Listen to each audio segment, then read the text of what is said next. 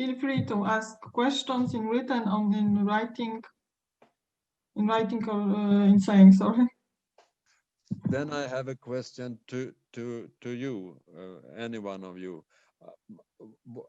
What is the difference? I mean, how do you see the difference to handle the difference between large-scale hydropower and small-scale hydropower according to the EU definition? What is, because they are causing different problems and had to be dealt with in different ways. Okay, can I answer that question which was put at the beginning? Okay, I'm just living with one electric power station, which is located directly at the river and gives the good bypass. Okay, might be need some more, and the height of this level of water is only 4 meters.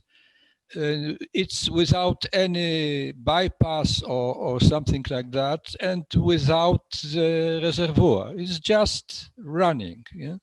So throughout maybe 12 years, this electric power station exists, and I haven't seen any disaster coming out of using that one.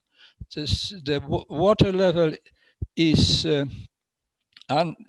beneath the dam is just the same as it is, and the only impact on the river is that the upstream of the dam there is maybe 1 kilometer long not flowing water, just the water which is just being stored there. That's all. So might be such a small, very small electric power stations which are not affecting the river and the river communication and the fish communication. So they can be just simply tolerated. More water, they migrate upstream very often to find more food when it's flooding, snow is melting and so on. So how about fish migration or other species migrating? Okay, as I said, the migration downstream is completely unhindered.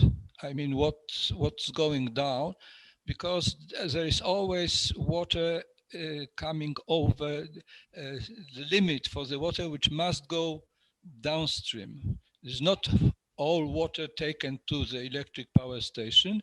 Only the water is just going over the dam.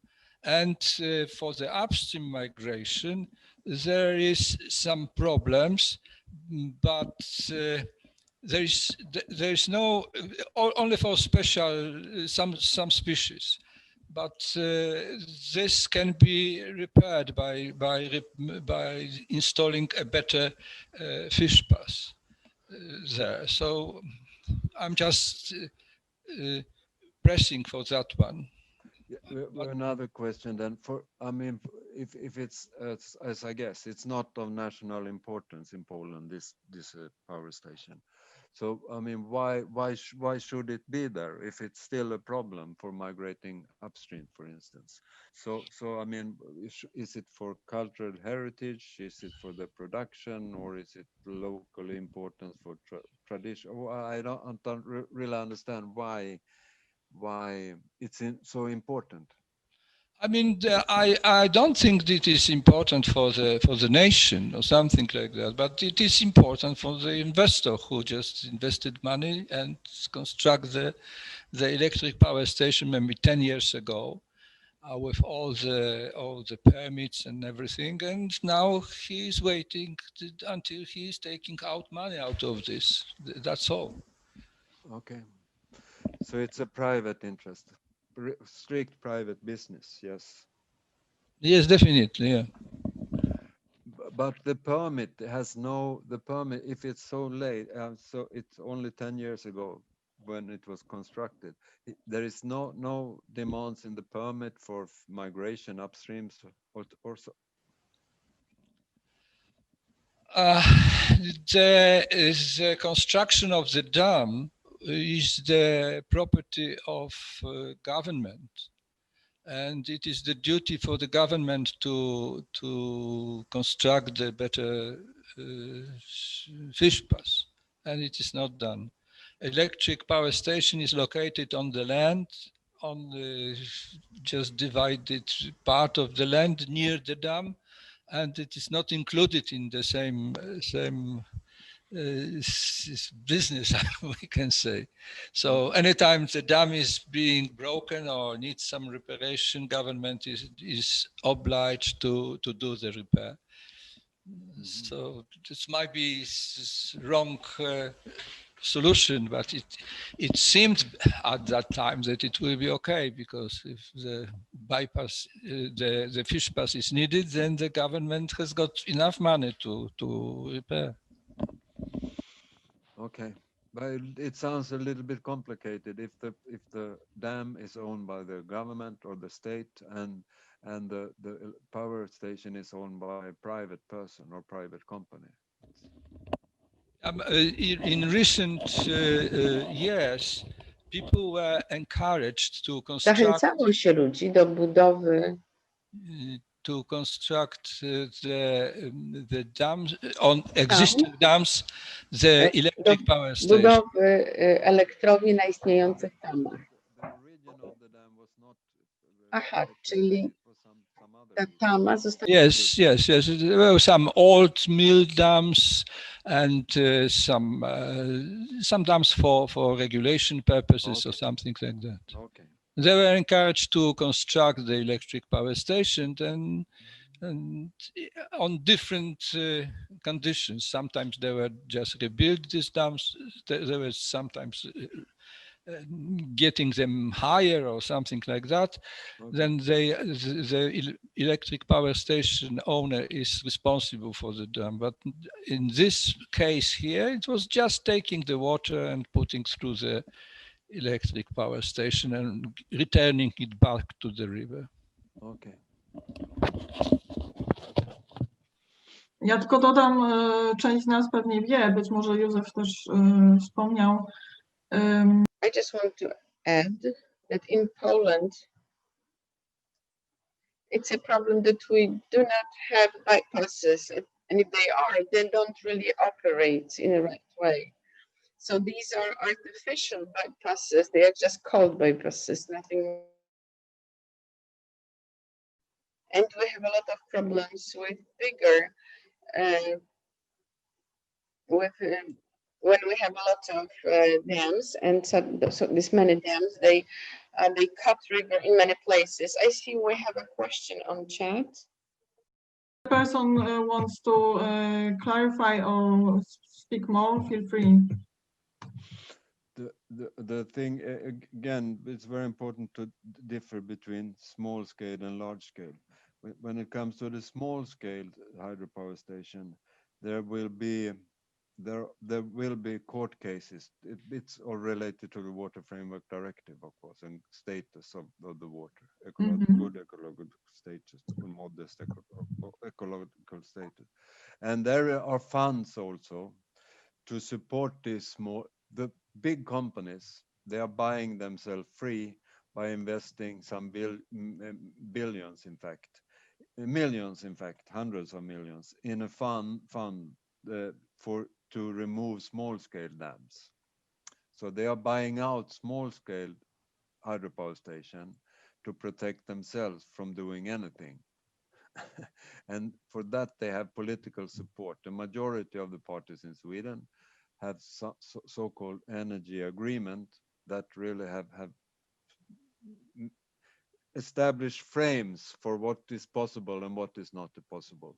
And it's understood by them and the big hydropower companies like Vattenfall, etc., that they are not supposed to do anything, even if the cost of that is extremely low or so. And there will be also going to courts with those, but they will use as you know, in the Water Framework Directive, Exceptions is one possibility, and lesser demands is another possibility in the Water Framework Directive when it comes to status.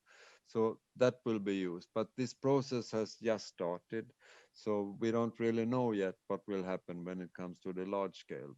The government has decided a time limit that runs for 8 years, which is very strange because in the Water Framework Directive we are supposed to reach much earlier the good status. So we don't really know yet, but there is a very political pressure on the authorities on the dealing with the Water Framework Directive to do things but leave the large scale and the really destroyed rivers out of it, because it's too important for electricity, balance electricity especially. Actually, I think that in Poland we have such situation that the government might be quite reluctant of doing something with hydropower plants or weirs or other obstacles on the rivers. And maybe actually I don't have any idea what it might be doing, because even if I don't know, somebody is talking with our national authorities for water management, they used to do nothing. And also it can be seen how they interpret environmental flows. For example, in 2015, I used to go for one river, and in 2015 they gave a permission for damming of water, and it was environmental flows calculated based on hydrological data. So it's very, very low values for whole of the year and for entire year. So they didn't even take into account the current needs for water and water demands for water ecosystems. So I think that it's mostly political issue. I think that, yes, of course, it's a political thing, but it's also, I mean, it's not to build bypasses or fishways or to calculate environmental flows and so on. It's not easy. We have several fishways elderly in Sweden that just doesn't work, hundreds of them. And because they were built somehow old style in concrete and with a special kind of it's a special type of fishways, and they just don't work. Because, for instance, just as an example, what fishes that go upstream for breeding, they need attraction water. So if the fishway produces less water than the water outlet from the hydropower plant, then they will go to the water coming via the turbines instead of going to the fishway, because they go to this where they have the so-called attraction water. That was a knowledge not known, I mean, 20 years ago. And still it's forgotten sometimes these days. People just are aware of this. So, and there are a lot of these very small things that you need to know if you construct. Otherwise, it's somehow a waste of money. Yes, but at the same point, the law should help you to be on the right side. Yes, and at least in Poland, it doesn't help you. Yeah. Do we have more questions or comments to Lennart? Dzień dobry. Ja mam jeszcze pytanie, po polsku sobie pozwolę je zadać. I have a question. I hope it's okay to ask it in Polish. Well, about hydropower plants, with fish going downstream, are there any barriers? Are they used to stop the fish flowing into turbines? Because we don't want them to become minced fish, do we? I've heard about devices or equipment that are electrical deterrents to stop the fish from coming in there. But is this a commonplace practice, and is this effective? That's the question. Please translate, Eva, short. Oh.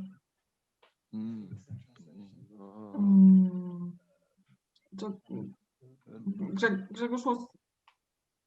You don't have this translation button? Where we are doing it. It's in the menu, in the down.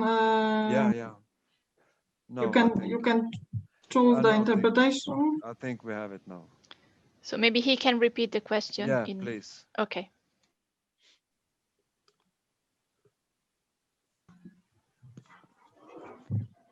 Sorry for this. Right, once again, so hydropower plants. Are there any devices that are used commonly to stop fish as they go downstream, to stop fish from going into turbines? I've heard about some devices that can use electrical shock to deter the fish, but is this generally used? Is this required, or is this effective? So any sort of deterrent devices, are they used? There are different techniques to do this. So there are techniques to deal with this, and there are also, I don't remember now exact the name, but there are two types of turbines, and one of them is better compared to the other when it comes to slice fishes going downstream, because there are terrible pictures. I guess you have seen them of eels passing through turbines. They are just like, yeah, cut in pieces. But there are techniques to do this, sure, yes. It's also like a little bit when going downstreams, it's a little bit like the same going upstreams, attraction waters. Where should I go? I mean, if you're a fish. So, yeah. But there are techniques for this. I can't them in detail, but there are. I can maybe find some examples and send to Eva. Turbina Hammana. I'm not sure if that's the correct name because I'm not the specialist here. But from our recent discussion on the National River Coalition, they mentioned it. Some solution. Yeah. There are, as I said, there are techniques and possibilities to do it. And again, it's important to remember that fish migrate not only for breeding, but also for feeding reasons. All species migrate upstreams and downstreams. I will give the voice Tobias, Joanna, and Josef. Who shall speak? Tobias now. Can you hear me? Yes, I can. Yes, we can. Okay, greetings from Berlin. I'm sorry to join a little later, and my question might come to a point that you might have mentioned. The effects on mortality of fish don't only relate to the technical facility, but also to the habitat alteration. So my question is, do you have examples or estimates how, for example, salmon or sea-run trout are reduced due to the damming behind a small hydropower plant? I know from Germany, I just heard yesterday actually, there's a very well-documented case with a very good fish passage, but the mortality in the technical facility is relatively low, maybe 5%. But because behind the dam, there's pikes and still water, the fish are actually eaten up. The salmon are caught in a pond with a pike, and they're eaten up at a rate much higher than in the turbine itself. Is there something similar in Sweden that you have data on or experience?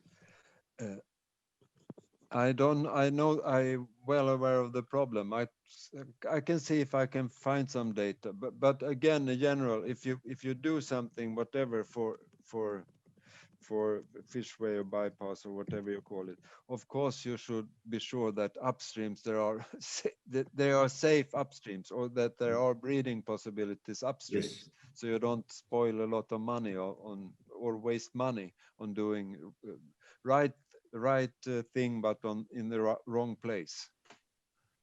Thank you. Joanna? Good morning. I have a question because I think in Poland there is a trend to build dams, weirs, and other barriers on the rivers to mitigate flood. So the question is how it is in Sweden, or any example, if you know. What are the pressures of local people to build dams or such buildings in this purpose to mitigate flooding? Well, it's when now we are talking small scale hydropower plants, then there is very often local opinion not to destroy the dam for its cultural heritage. People use it for swimming. It has always been this way, blah, blah, blah. There is a lot of reasons and arguments for that. So yes, there are local opinions, but again, now there are court cases in Sweden for small scale dams. When it comes to large scale dams in northern Sweden, then you can ask politicians of different parties or local people that they hate the dams. It has destroyed their local environment. They can't fish. Tourism is not functioning as if it has been a free flowing river, etc., etc. So it differs again between large scale and small scale. Okay, thank you. Joseph wanted to say or comment, ask. Joseph? I would say that the more we know about the impact of the dams on the river itself, and on not only on the fish living, then the dams actually are the worst interruption of the habitats of the river, and this is the problem. And in Poland, it is especially visible when the mountain streams are regulated, but putting check dams and steps, regulation steps, and so on and so forth. This makes disaster to the rivers. So I believe that the dam itself is making more harm as the small electric power station, which is just located on such step. But at the end of the day, the step has to be removed. So it's no use of using small electric power stations, which are actually not destroying the fish, either going upstream when there is a good fish pass, or downstream, even if they are crossing the Kaplan turbine. Yeah, this is very, very small percentage destroyed. Only the height of water should be, say, 2-4 meters, not 8 or 10 or 12. But definitely now Professor Mikołajczyk has found out that in the big rivers, lowland rivers, in the night there is the drift of a small fish fry going through the water intakes. This has been found as investigation of the intakes for the electric power station, but it's coal electric power station. The same, they are destroying the fish fries in the rivers by millions. So finally, the more we know, all this technique brings the harm to environment, both coal electric power station and water power station. When it comes just again to the concerning dams and for flooding purposes. I mean, dams in rivers are not good for controlling floodings. I mean, you have most of the time you have to let the water out, and there have been not to really cause catastrophes. If you have had cases in there was 20 years ago in Italian Alps where a dam broke and killed a lot of people. We have one case in Sweden, no one died, but the dam collapsed because of heavy floodings, because of heavy rain and snowfall. One of these that never could happen except every 50 years. Then the 50 years, the time comes when the 50 years rain will fall, and then it's. I mean, no. I mean, if you want to have flood control, there are a lot of other ways to deal with that. Not building a lot of dams in the landscape. I agree. I will just to mention that we have some comments in the chat in Polish, but Paulina Sopek gives us an example of Polish case where the electrical barriers were used. This is in relation to Grzegorz questions. So there is a link you can visit. I'm not sure if they have an English version of website, but perhaps. So that's what's about it. If Paulina wants to comment, feel free as well. In Polish or in English, we have translation, so you can comment if you want.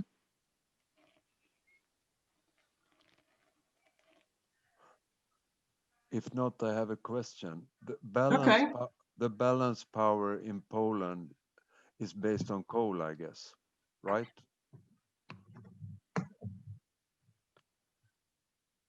I saw you were smiling. I should cry, I think. I just not smile. We have this. The problem we have is with balance power. I mean, because whether it's destroying Swedish rivers or it's destroying the air in Poland or in Germany. Yes, exactly. Well, for now we are as a country we are coal powered, so. That's what I can say. So we have our air destroyed, but rivers as well. So it's not much of the choice. No.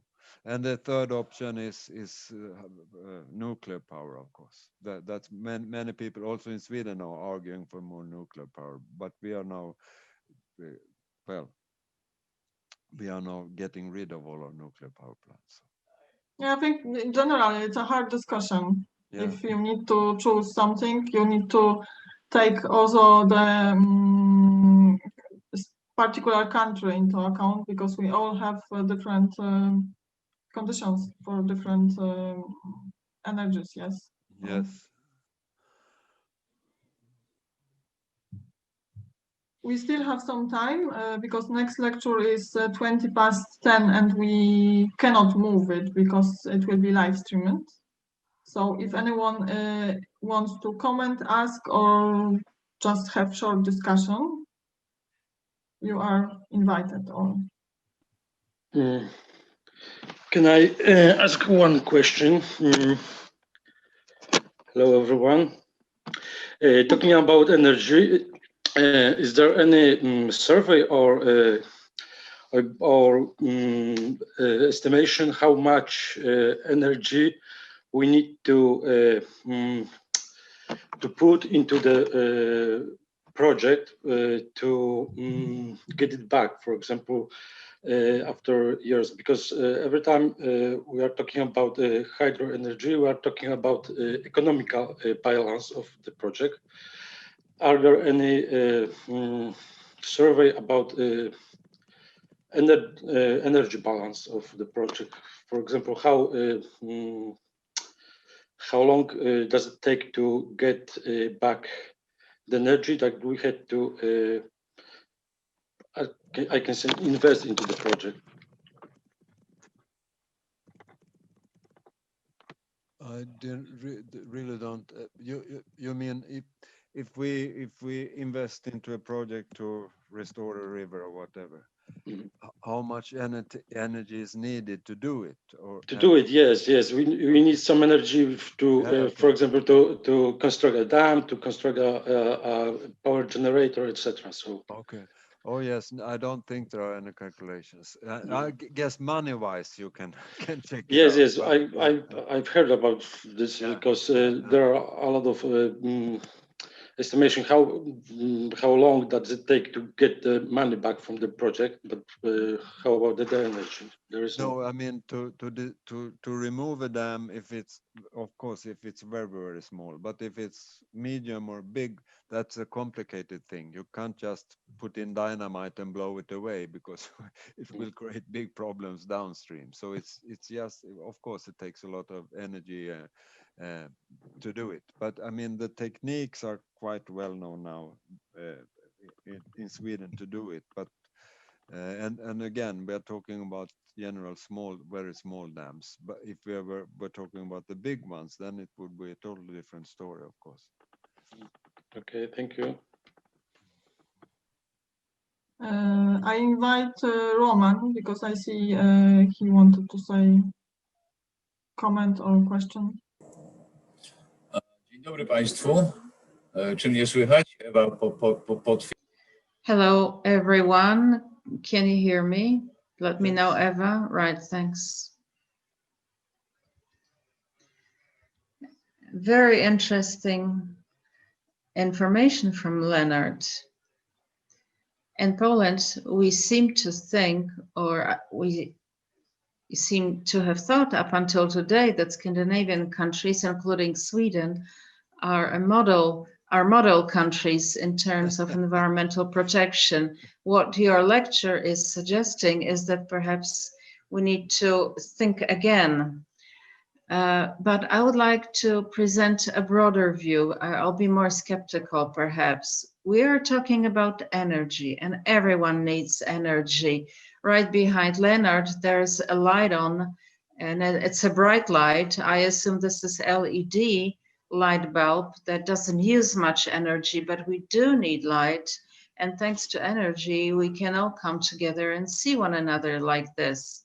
It's our computers. If we switch them off, we would save energy, but then we wouldn't be able to have this discussion. So it's about the cave standard. It's a term that was coined more than 10 years ago by a Polish journalist, because he said that we all want to have a better life. And having a better life doesn't mean having or being more thrifty or using less. Now the choice we have is between fossil fuels, and that's bad, clearly. Nuclear power, more problems for a number of reasons. There's a worldwide discussion going on. Wind energy. Again, there is a discussion ongoing in many countries. Are these wind farms producing really green energy? So lots of problems involved in that. And Poland has recently put on hold the construction process because of a fairly restrictive law. Now, hydropower. And again, we know that it's not very environmental. As we've just heard, hydro plants are an obstacle and stop for the free flow of rivers. And then fish cannot migrate as well as they'd like to, because the solutions we offer aren't very effective. Solar energy. You might think that this is the only clean energy. I'm also involved in a number of solar power projects, and we heard, and we keep hearing more and more, that this is bad for biodiversity, that it's bad for the landscape. Plus, we don't have a lot of studies to find out what really happens on the ground or under the ground under solar panels. So while we need more and more energy, our solutions aren't very good. are we able to find a solution which would be good for the environment without having to switch off or go off grid? Now, a question to Lennart. Lennart, do you think there are power plants anywhere in the world where they produce energy just for the sake of producing energy? Obviously, countries are interconnected and they trade in energy, but do you think there are power plants that produce just to fill the pockets of the investor and then the energy is not used at all? Because if it is, then it means that there is demand for energy. Thank you. No, I mean, yes, energy production, whatever energy production has a price, as most human activities have a price. I can totally agree with that. But I mean, we have problems with batteries when it comes to with all those metals you are needed, blah blah blah. Well, you can find a lot of problems, and the problem is, of course, that our need of electricity is increasing, not at least because of use of internet, whether we are gaming or having meetings or whatever. So yes, you're right from that sense, and yes and no to your question. I think that today, as you said, and I said in my beginning, that uh, energy, electricity is not it's traded like anything else in this world is traded today. So I'm quite sure that there are different kind of installations, hydropower or others, built just because of making money out of it, because it's a commercial thing like anything else. I mean, if you're doing something, you want to get money out of it. That's quite sure. But of course, they produce energy at the same time, but they're making money on their investments. Otherwise, you don't do your investment. I mean, if you're a businessman, you're a businessman. That's what they do. So yes and no, but I mean, the problem is still that a lot of hydropower installations, some of them don't produce or are of any importance other than very local, and other ones, like the big ones we have in Sweden, you could do a lot of things without losing energy. We have had I've been involved in projects in northern Sweden that had showed that, and we have even done it, but the company refuses to accept it. So because they want to get the last cubic meter water. We have a problems with droughts in Sweden, as you have had in many other countries as well. So one of the cities in the county I live, they can't use the old esker. They have had an esker as a drinking water resource. Now they are trying to find out if they can take water from the lake where I live, which is one of the biggest lakes in Sweden, Lake Mälaren, build pipes, or if they can take it from one of the most southern Nordic river we have in Sweden. It's called River Dalälven. And when they checking that, then Fortum, the company that has the hydropower plant where they are supposed to take the water from their dam, they want money for every cubic meter that they take from the production for drinking water.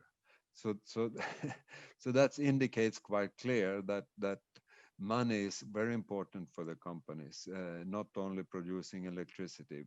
Of course, we are talking about quite many cubic meters, but then they count how many megawatts will disappear from our production, how much money will we lose. So they want money to allow that. So that's an indication that it's both production and money.